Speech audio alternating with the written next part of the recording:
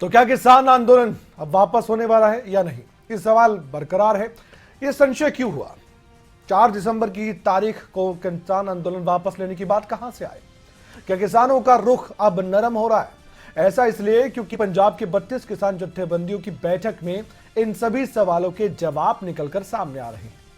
लेकिन फिर भी हम कह रहे हैं कि अभी आंदोलन वापस नहीं हुआ है। लेकिन 32 किसान जत्थेबंदी क्या कहना चाह रही, रिपोर्ट से समझिए।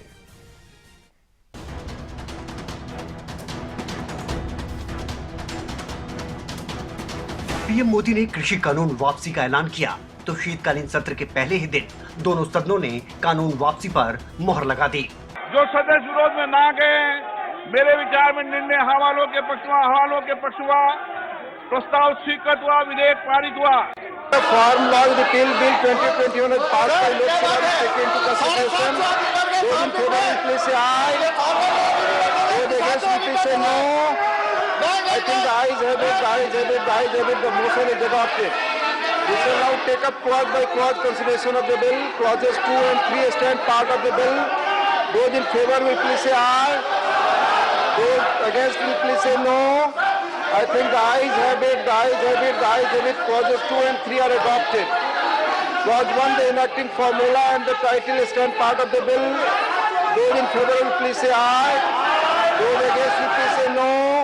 I think the ayes have it. Clause 1, the enacting formula and the title are adopted.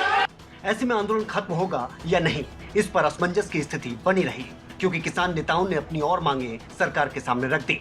मुख्य मांग एमएसपी पर कानून की थी।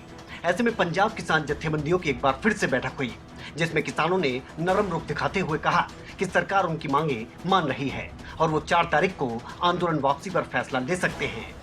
हाँ, एसकेएम की बैठक 4 दिसंबर को होगी। घर वापसी का ऐलान हो सकता है। बिल्कुल, सभी मसले हल हो गए तो घर वापस तो जाएंगे, यहीं थोड़ी ना रहेंगे सड़कों पर, अपने घर में भी जाकर बैठेंगे। और सरकार की तरफ से लगातार प्रपोजल मिल रहे हैं। बिल्कुल जी, बिल्कुल। और 2-2 घंटे बाद सरकार की ओर से प्रपोजल आ रहा है। तो हमने तो पहले कहा था कि हम स्वागत करते हैं सरकार का कि ऐसे जल्दी में फैसले ले रहे हैं और इसको बड़ी संजीदगी के साथ इसको खत्म करना चाहते हैं इस आंदोलन को। गृह मंत्रालय ने अपना प्रस्ताव मुख्यमंत्री को भेज दिया है। ऐसे में हरियाणा के किसान नेता मुख्यमंत्री से मुलाकात करेंगे। माना जा रहा है कि बात सकारात्मक ही रहेगी। और सरकार की ओर से कदम बढ़ाया गया। तो एमएसपी पर कमेटी की मांग की थी हमने, उन्होंने बोला कि हमारे को 5 नाम दे दिए जाएं और उन 5 नामों पर चर्चा होने की बात हुई है, पर अभी तक 5 नाम सिलेक्ट नहीं हुए। और साथ ही साथ में जो इस मोर्चे में जिन लोगों ने मदद की है, चाहे कि वो एनआरआई वीरों ने मदद की, सामाजिक संस्थाओं, धार्मिक संस्थाओं ने मदद की, और कितने लोगों ने कितने पैसे दिए उसके बारे में विचार विमर्श हुआ और उसको सभी को सुनाया गया हिसाब किताब। वो हरियाणा के सीएम साहब ने जो किसान जत्थेबंदी के लीडर्स हैं उनको कल बुला लिया है कि हमारे से आकर मीटिंग करो कि उसके बारे में भी कोई हल निकाला जाए। तो अच्छी बात है, कदम दर कदम आगे बढ़ रही है सरकार। बात अब बनती दिख रही है, लेकिन तस्वीर पूरी तरह से साफ 4 दिसंबर को ही होगी कि क्या इस आंदोलन के दौर पर यही फुल स्टॉप लगेगा या यह आंदोलन यूं ही आगे चलता रहेगा। नितिन अंतिल, सोनीपत खबरें अभी तक। अब जिन मांगों की बात हो रही है उसका जिक्र बार बार होता है, तो आप भी जान लीजिए वो मांगे क्या है। सबसे पहले बात करें किसानों की मांगों की, तो किसानों की मांग है कि एमएसपी को कानूनी अधिकार मिले, यानी कानूनी रूप से अधिकार किसानों को मिले कि एमएसपी उनका हक है। और साथ ही बिजली बिल का ड्राफ्ट वापस हो, ये पहले की मांग है। और साथ ही एक और बड़ी मांग है, और वो मांग ये है कि प्रदूषण के लिए किसानों को सजा ना मिले, पराली जलाने पर अपराध ना माना जाए। हालांकि केंद्रीय कृषि मंत्री ने अपनी ओर से बहुत बड़ी बात कह भी दी थी। अब अजय मिश्र जो कि केंद्रीय राज्य मंत्री, उनकी बर्खास्तगी की मांग भी एक बड़ी मांग है। आप जानते हैं वो मामला क्या हुआ था।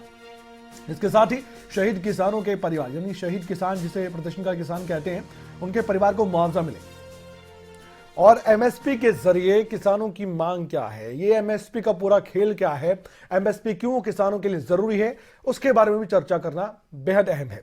तो एमएसपी से कम कीमत पर खरीद अपराध घोषित हो, ये भी एक बड़ी मांग है। एमएसपी को लेकर किसानों की जो मांग है वो समझने की आप कोशिश कीजिए। एमएसपी पर सरकारी खरीद लागू रहे, कि एमएसपी पर जो सरकार खरीद रही है, जिस तरीके से खरीद रही है, वो लगातार चलते रहना चाहिए। दूसरी फसलों को भी एमएसपी के दायरे में लाया जाए, ये बहुत बड़ी मांग है। इससे अर्थव्यवस्था पर असर पड़ेगा, ये सरकार जानती है, इसलिए थोड़ी देरी हो रही है इस बातचीत में। एमएसपी सरकारी खरीद जारी रहेगी, प्रधानमंत्री नरेंद्र मोदी कह चुके हैं, हरियाणा के मुख्यमंत्री भी कह चुके हैं। सरकार एमएसपी पर कानून बनाए, किसान संगठन ये लगातार अपील भी कर चुके हैं, मांग भी कर चुके हैं। और आप जानते हैं कि अब किसान आंदोलन अगर किस आधार पर आगे बढ़ रहा है, उसका जवाब यही है कि एमएसपी पर गारंटी मिल सके इन किसानों को।